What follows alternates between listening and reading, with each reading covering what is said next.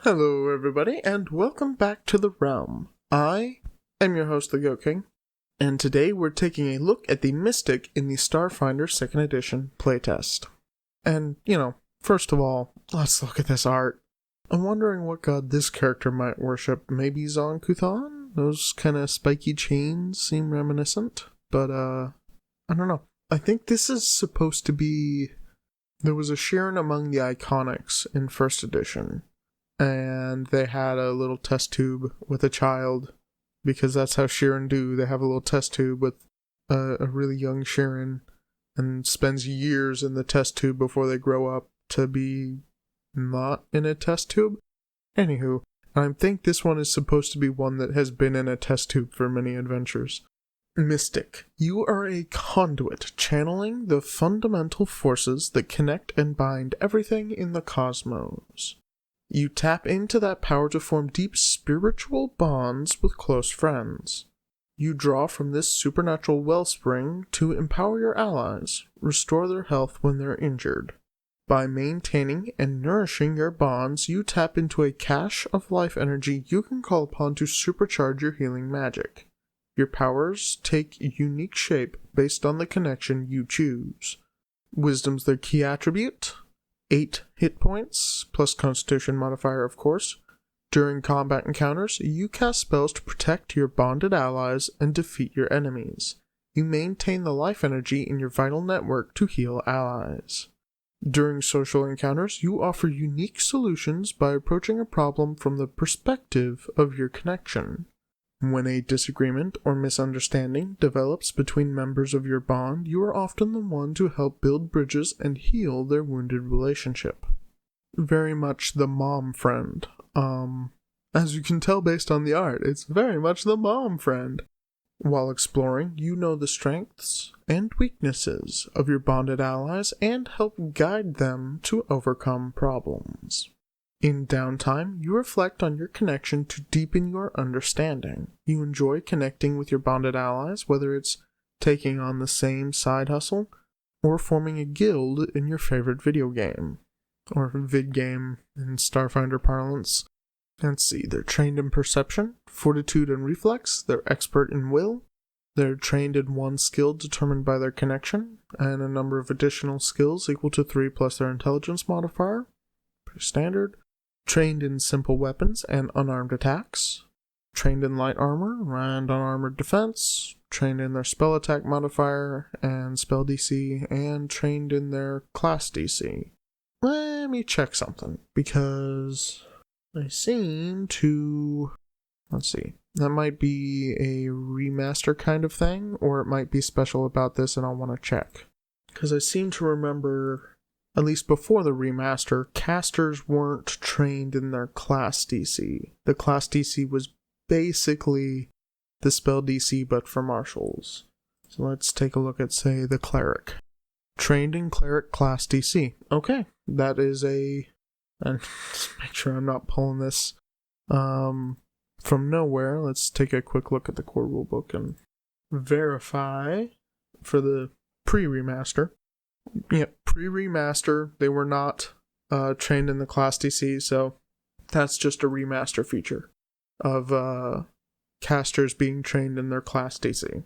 Okay, starting out, they have a connection. All mystics have a supernatural connection with a cosmic force that grants magical powers. The exact nature of your connection can vary widely. You might worship a god or pantheon, embody a metaphysical concept, commune with the souls of your ancestors, or something else. And even mystics who share the same connection may interpret it differently.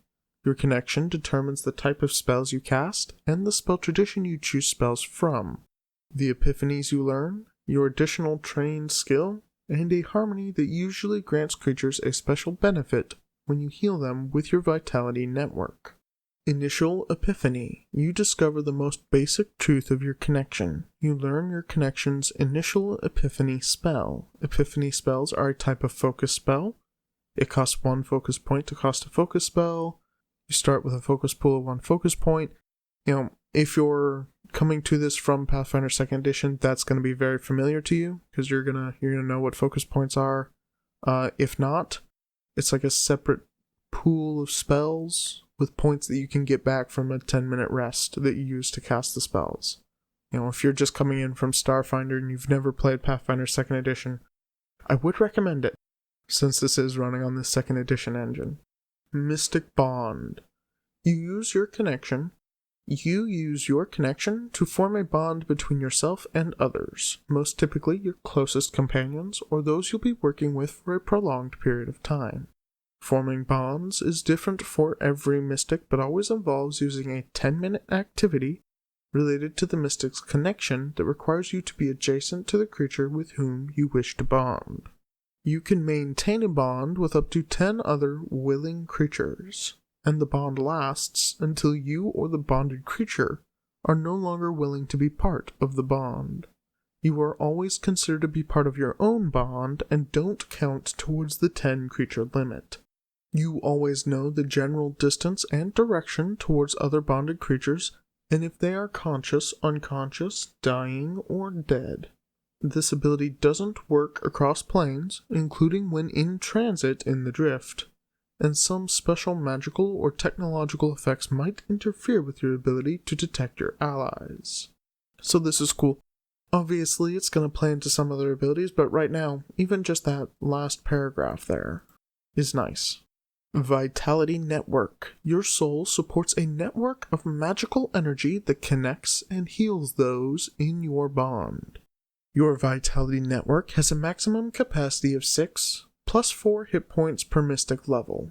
You gain the Transfer Vitality action that you can use to take hit points out of your network and into yourself or your allies as healing. Life or death situations help strengthen your bonds with your allies. At the start of each turn in combat, when you regain actions, your Vitality Network regains 4 hit points. If you are Master in your connection skill, it regains 6. If you're Legendary, it regains 8. Your Vitality Network regains an amount of hit points equal to double your level plus your Wisdom modifier when you use the Refocus action. So while you're in combat, this is constantly recharging. Outside of combat, you need to refocus. Let's see. Transfer Vitality. Single action, concentrate, healing, mystic, and it's got the transfer trait. Probably see more about that later. You can transfer 1 or more hit points from your Vitality Network into yourself or a bonded creature you can see within 60 feet. So, you're not gonna die. If a mystic you're bonded to is nearby and they care about you at all, you're not gonna die. Because every round...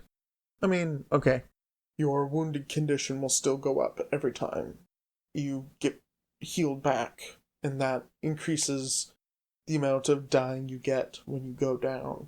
So, eventually you'll die, but this is a buffer. With this, you're not gonna die until your wounded condition is so high that either because of a crit or just a normal hit, you go straight to dying 4. Mystic Spellcasting, let's see. Okay. They are quite confidently a spontaneous spellcaster. What I'm seeing here, though, is 4 slots per level, up through to 9. 4 slots per spell level is a lot of spell slots. That's like a wizard using their ability to restore a spell slot, or a sorcerer who just has 4 spell slots a day. That's a lot. Yeah. Let's see. 3rd level, you get group chat. Those bonded by your mystic connection can always communicate telepathically while visible to one another. As long as 2 bonded creatures are on the same plane of existence and both are alive, they remain aware of one another's present state, general direction, and distance from one another if they are conscious, unconscious, dying, or dead. You also gain the Force Connection action. That's pretty cool. So this first part about that, the telepathy, when they're visible to one another, it's not super strong, but they also probably have phones, so who cares? Being visible to one each other, as in, if you're all in the same room and you're talking to some guy, you can all be talking about plans in your head and that person's not going to know. If you're in combat, you can be talking about strategy in each other's head and that your enemies aren't going to know. That's cool. the second part of that that's just the stuff that you get that the mystic usually has for detecting everybody else's location and such. Let's see. Force connection, the action granted by this. Concentrate and mental. You concentrate your telepathy toward a bonded ally within 120 feet, and invite them into a temporary understanding of your connection. If the next action you use is to cast a spell and the target would be affected, choose one. Either the spell only affects the target or the spell doesn't affect your target. If your next action you use has the transfer trait and uses the same target, your vitality network gains up to 4 of those lost hit points. If you're a master, 6. If you're legendary, 8. Your vitality network can never regain more hit points than was spent to use the transfer action and can't exceed its maximum capacity. So with Force Connection, you can either drop an AoE heal on a guy that's in combat with a bunch of enemies and only he benefits from it, or a fireball and only he's protected from it. Or the second thing, if you're using your vitality network, or transfer vitality, which is a transfer ability, or any other transfer ability, I'm sure there'll be plenty, to give him hit points, you get reimbursed for some of those hit points, which is kind of nice. Let's see, in our key terms, there's transfer. We did want to look at that. These actions reduce hit points from your vitality network. You must have hit points in your vitality network equal to or greater than the transfer cost to use these actions. If you can't pay the cost, the action is disrupted. Fair enough. Reflex expertise at 3rd, signature spells at 3rd, fortitude expertise at 5th, advanced epiphany at 7th. You understand your connection on a deeper level. You learn your connection's advanced epiphany focus spell. Expert spellcaster, 7th, resilient soul at 9th. Proficiency for will saves increases to master, and when you roll a success, you get a critical success instead. At 11th, there's greater epiphany. You learn your connection's greater epiphany focus spell. Weapon expertise at 11th, armor expertise at 13th, master spellcaster at 15th, legendary spellcaster at 19th. Hold up, let me do some comparison here, because I don't know how common that is. Do casters usually get legendary spellcasting? I know marshals don't usually get legendary attacks. What about the wizard? You might expect the wizard to get legendary if any of them will. Okay, the wizard gets legendary spellcaster at 19th. Let's see, maybe the sorcerer, who also has 4 spell slots a day per rank, maybe they also get legendary. Let's see. They also get legendary. Does anybody else? Oracle gets legendary. Witch gets legendary. Rogue, Ranger, Fighter, Druid. Legendary spellcaster. Did I just miss it in the Cleric and Bard?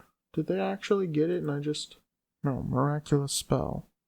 Oh, hold on. For the Cleric, it's probably in there. It's a cloistered Cleric. It's going to be a Doctrine thing. Let's see. Final Doctrine. Okay, they get legendary on their Final Doctrine. If they're a cloistered Cleric specifically.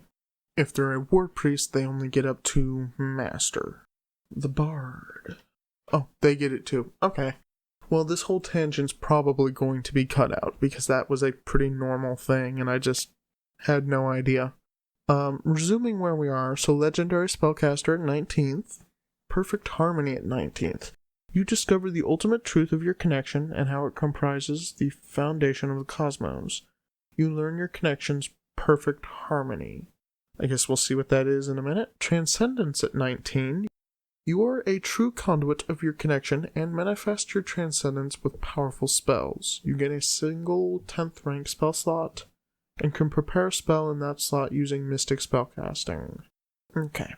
Now we get to take a look at some of these connections. This is like the subclasses here. The Akashic connection, if I'm pronouncing that correctly. You maintain a permanent psychic link to the Akashic record. the supernatural repository of all knowledge in the universe. This connection allows you to access knowledge that otherwise would remain out of the grasp of regular mortal minds. This is an occult spellcasting tradition with occultism as a skill. Several spells here that, just a granted spell for each rank. Okay, the harmony. Whenever you transfer vitality, the target receives a psychic download from the Akashic record and can immediately attempt a recall knowledge action. This doesn't trigger any special abilities, reactions, or free actions that trigger when a creature uses recall knowledge. Okay, so hit them with a little bit of healing and they immediately get to recall knowledge. Could be good, for free. Just it's a good way to get a lot of that done in a combat. Let's see, initial epiphany. You learn the Akashic font focus spell. The advanced is the Akashic assistant. Data drain is the great. For the perfect harmony, you create an extra-dimensional memory palace that functions as planar palace from Pathfinder Player Core. Creating a door to the demiplane takes 1 minute. The memory palace keeps the same layout each time you access it. Adjustable during daily preparations. Each phantasmal minion in your memory palace functions as an Akashic assistant. Okay. Elemental. You channel the raw power of the primordial elements that converge to create the universe and everything in it. You might have a strong affinity with the elemental planes, or just a natural understanding of the basic elements of creation. You're a primal caster, as nature with your skill. Let's see. Under the granted spells, there is a little thing here to read real quick that says replace the elemental trait and elemental damage type with the trait and damage type of your active elemental weapon or elemental barrier epiphany spells. So some of the epiphany spells are going to be elemental, and whatever element we're using for those will automatically overwrite the elements being used in our granted spells. Our harmony is when we heal a bonded creature with your vitality network. Choose an elemental trait: air, earth, fire, metal, water, or wood. If one or more of your elemental epiphanies are active, you must select the elemental trait you chose as part of casting those spells. Until the end of your next turn, the target's next strike deals 1d4 persistent damage based on the chosen trait. Electricity or sonic for air, bludgeoning or piercing for earth, acid or slashing for metal, fire for fire, cold for water, poison for wood. This increases to 1d6 when you learn your advanced epiphany, and 1d8 when you learn your greater epiphany. Let's see, it goes elemental weapon, elemental barrier, and elemental nova as the epiphany spells. Perfect harmony. Chosen during your daily preparations, you gain resistance equal to half your mystic level to 2 damage types based on 2 elements you select, as listed in harmony. When you heal a bonded ally with transfer vitality, your ally gains these resistances until the beginning of your next turn. These effects last until your next preparations. Cool. Let's see. Healing. Divine. Medicine skill. Your harmony. You can choose for your healing spells and abilities to restore hit points to creatures with void healing as though the action had the void trait. Whenever you heal a bonded creature and restore them to their maximum hit points, your vitality network regains the excess hit points the spell could have restored, up to your character level. Temporary hit points do not trigger this harmony. Let me go back up and read about harmonies again. So, a harmony usually grants creatures a special benefit when you heal them with your vitality network. The vitality network is going to be however many hit points you choose to use. Is mentioning for healing spells and abilities. So it seems like the harmony here applies not just to your vitality network thing, but also healing spells, which is nice. Your epiphanies are Infusion, Vitality Nova, and Vital Rebirth. Perfect Harmony. Whenever you transfer vitality to a single target, attempt to counteract any one affliction affecting that ally. Or attempt to counteract an effect of your choice imposing one of these conditions: blinded, dazzled, deafened, drained, enfeebled, sickened, or stunned. If you didn't counteract the effect, but you would have if its counteract rank were 2 lower, instead suppress the effect until the beginning of your next turn. The effect's duration doesn't elapse while it's suppressed. That's not bad. Counteracting is... In the 2E system, counteracting is one of those things that is a bit of memorization and bookwork that kind of feels like it could have been simpler. But then again, I don't know. I don't know if it could have been simpler, because you're not just checking against a DC, but against a level, and there are different thresholds depending on how much higher or lower. Counteracting's a little weird, so that might be kind of a bit of extra bookwork there, but also that little bonus that says, yeah, and if you didn't get it, if you would have, if it was weaker, go ahead and kinda get it. That's kinda nice. I like that. Next, we have Rhythm. This is a primal, but it has the performance skill and the harmony. When you transfer vitality, you can extend the duration of any active epiphany from the rhythm connection by 1 round. If there are no active focus spells and you have a focus point remaining, you can instead cast a 1-action focus spell as part of this action. And the epiphanies are Anthem, Shuffle Repeat, and Remix.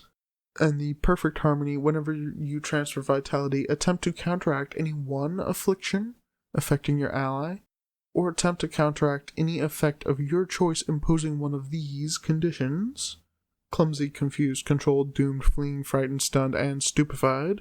If you didn't counteract the effect, yada yada. Okay, so very similar to the previous one. But this harmony, the harmony here is nice. That's kind of like what the witch can do with the cackle feat, to just extend a thing. And if you're dropping them 1 hit point through your vitality network, you can just keep doing it every round. Keep a focus spell going. Depending on what these focus spells are like, that could be really good. Shadow. This is a divine with the stealth skill. In their harmony, when you transfer vitality, the target's shadow darkens and swells, reducing bright light within a 10-foot emanation of the target to dim light. This is a form of magical darkness and can overcome non-magical light sources, or attempts to counteract magical light as described, page, yada yada yada, player core. The target becomes concealed while in this dim light and can use the concealed condition to hide. This lasts until the end of your next turn. That might be bad for the ally, depending on the ally. That might be bad for them. If they're like a human with no night vision goggles or whatever, they won't be able to see in the dark. It can be kept pretty creepy. Kind of cool, actually, though. I like that. Epiphany spells Shadow Snap, Cloying Shadows, and Shadow Prison. And the perfect harmony, you gain the Umbral Stride action. Whenever you transfer vitality, the healed creature can use this action once before the end of their next turn. So, it's 2 things here. You gain the Umbral Stride action. So this is just a thing you can do. And when you transfer vitality, the healed creature also gets this till the end of their next turn. That's pretty cool. Okay, let's take a look at Umbral Stride. Divine Shadow Teleportation. It's a single action, limited to once per round, and requiring you to be in dim light or darkness. You are able to control your body in such a way that you can move into shadows as though you were taking a normal step. You teleport up to 30 feet. The destination must be in dim light or darkness, and must be within your line of sight and line of effect. Regardless, that's just cool. That's just cool. Okay, we will be getting to Mystic feats, and, as per usual, I'm not going to go over all of these, but I will highlight ones that I find particularly interesting, And after that, we will go over the sidebar on playtesting the Mystic. Network Spell is a spell-shaped feat, single action. It also has the transfer trait, with a transfer cost equal to the rank of the spell you're casting. And with this, you use your next action, or actions, to cast a spell with an area, range, or target listing, and the spell manifests from one of your bonded allies you can see within 20 feet instead of yourself. Use the ally's space to determine the spell's source and area of effect. Now that sounds really cool. And then the next part comes in, but requirements such as range, line of sight, and line of effect must be met from both you and your ally when the spell is cast. So you're not going to use this to fire a spell around a corner because your ally is at the corner gunning the enemy down. Because you can't see the enemy, so you can't do that. Oh well, maybe you can use this to trick enemies into thinking one guy is the spellcaster and one isn't. While this might fool someone who only sees your ally, which would mean you would need to be hidden or concealed in some way, unless you are hidden or the spell has the subtle trait, any creature able to see both you and your ally can easily determine you're the source of the spell.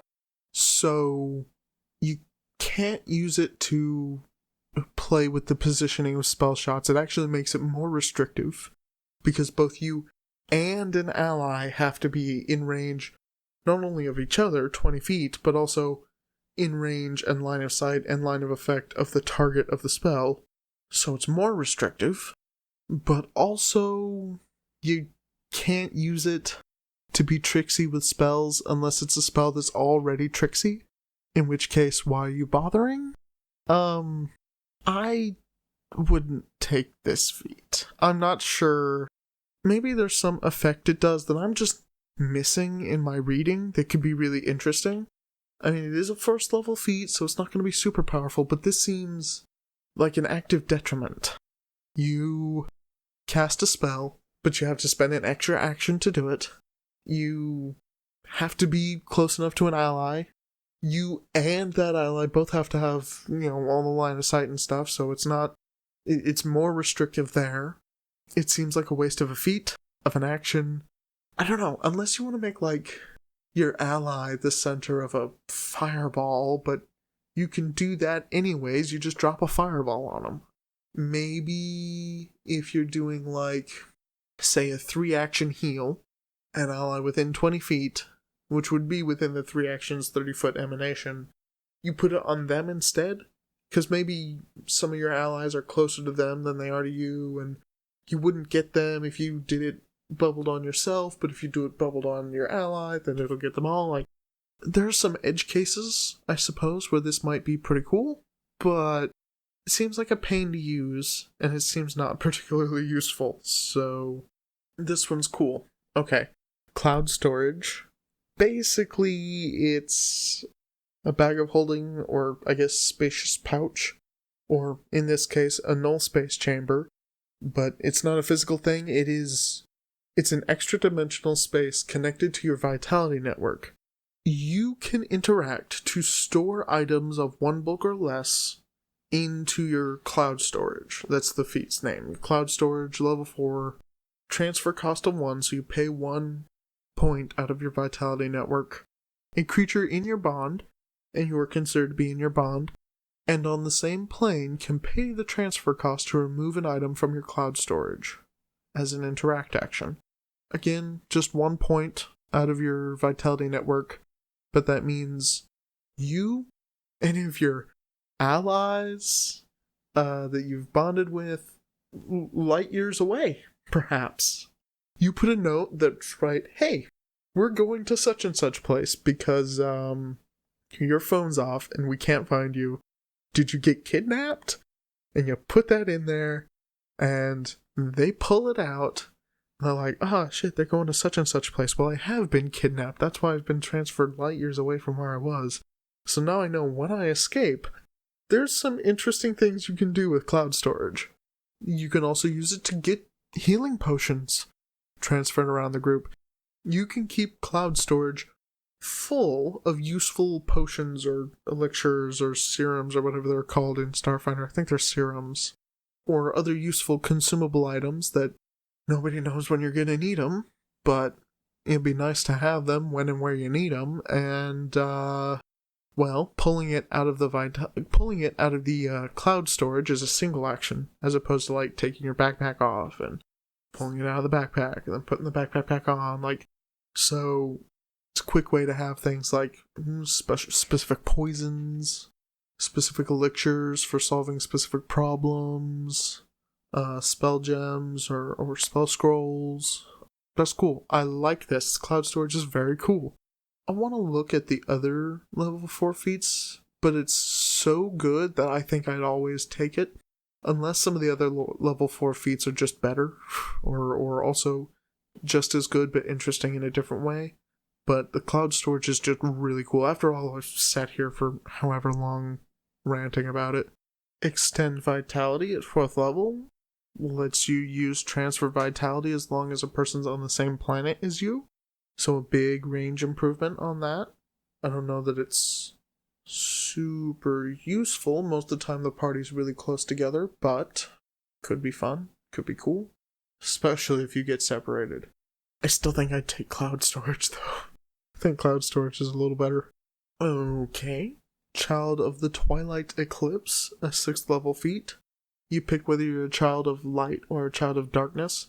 If you're a child of light, you give off bright light in a 10-foot radius, which you can suppress as a free action. And if you're a child of darkness, you can perform simple interact actions within your reach with your shadow. Kind of cool. It can't hold stuff, but you see feats like that all the time in Pathfinder. More importantly, though, you add a list of spells to your spell repertoire, depending on whether you're a child of light or a child of darkness. And it's 4 spells for each, one at 1st, 2nd, 3rd, and 7th level. Okay, 8th level. Radiant Bonds. When you transfer Vitality, once you finish transferring points, you can select another target to transfer Vitality points without spending additional actions. You can continue this process for each ally in your bond. So you transfer Vitality, and you just go through the full list of your allies, giving them all just a little top up. If your whole team is down and knocked out, now they're all not knocked out anymore. That's pretty cool. I like that. Convert Life Force, specifically for the healing connection. With extreme concentration, you can spend your own hit points to force parts of your vital essence into your vitality network. For use in future or by allies in immediate need, your vitality network regains hit points equal to the amount you spent, minus 4. So you have to spend at least 4, and the more you spend, technically, the more efficient you're doing it. I think this is a good Hail Mary option. If, you're in a fight and your vitality network is all the way down to 0, or nearly so, and you haven't been hit a lot yet, but your allies are needing it, you can essentially take a whole bunch of damage to refill your network really quick. And you'll be 12th level, so you should be able to dump a pretty decent chunk of change into there. Yeah, why not? Okay, so a capstone feat, Enlightenment. With the prerequisite that you are legendary in your connection skill. You understand the true nature of your connection and how it stretches across the vast pillars of reality. Your vitality network has a maximum capacity of 200 hit points, which at this point is well over double what you would normally have by 20th level. And you regain 20 hit points at the start of each turn instead of 8. You can bond any number of willing bonded creatures. So at this point, you're just, every time you make a new friend, you put the bond on them, and you bond everybody. A level 20 mystic is going to know everybody they've ever talked to who is willing to be known, is going to know about where to find them, and can give them hit points and stuff. That's cool. Okay, Enlightenment is for when you're running an army. 200 hit points, you're just like, yeah, everybody that goes down I do a quick heal on them. I've got that other feat that lets me do planetary, so I'm running a vast military incursion over an entire planet, and every time a soldier gets the dying condition, I just transfer them a single hit point. Oh, I've also got that one that lets me move on to the next one, so every round I've only got to spend one action to make sure that all of my hundreds or thousands of soldiers have at least one hit point. As long as 20 of them don't go down every round, at a time, like, I'm good because I get 20 back every round. That's good golly. Heesh. And maybe they've also taken Convert Life Force, so they're, 20 level. Worst case scenario, they're sitting in a back room somewhere, they just keel over to one hit point and to get some hit points back in the thing. Now I want a villain who has just a whole army of guys who never die. I mean, they still need medical attention, and they still need to be pulled out of the fight, but they never actually die. That'd be cool. Okay, playtesting the Mystic. This is something they're bringing up here. This is a healer spellcasting class that isn't necessarily divine. There are 3 spellcasting traditions they could potentially have. Let's see, divine, primal, and occult. So they're not going to be an arcane caster, but an occult caster that's also a healer. I kind of miss that because they do have a lot of healing potential with their vitality network, but they don't need to be primal or divine in order to achieve that.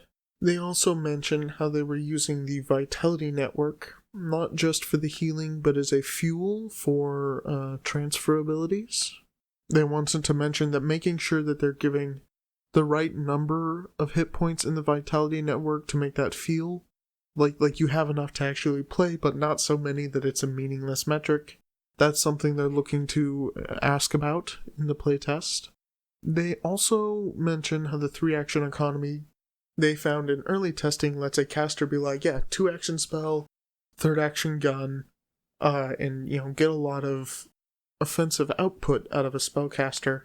And they're mentioning how a lot of the transfer abilities are single action.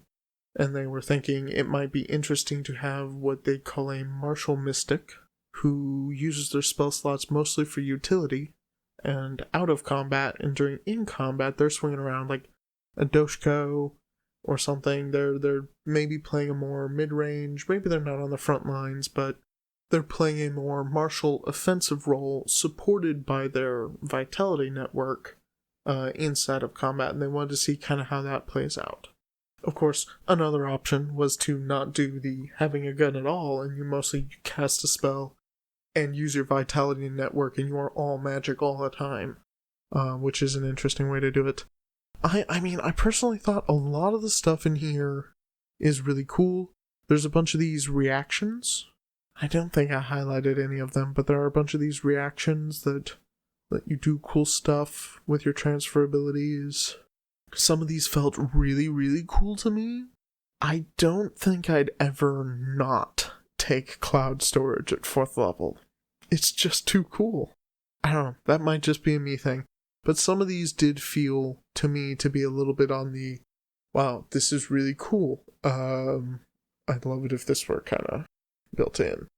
Or maybe if I had more options that felt as cool as this to compete with it when picking my feats. Because some of these are kind of a little bit and some of them are really cool. Anywho, that's all I've got for you today. And next time, we'll be talking about the operative. Anywho, thank you for visiting the realm. I have been your host, the Goat King, and as always, travel with loyal companions.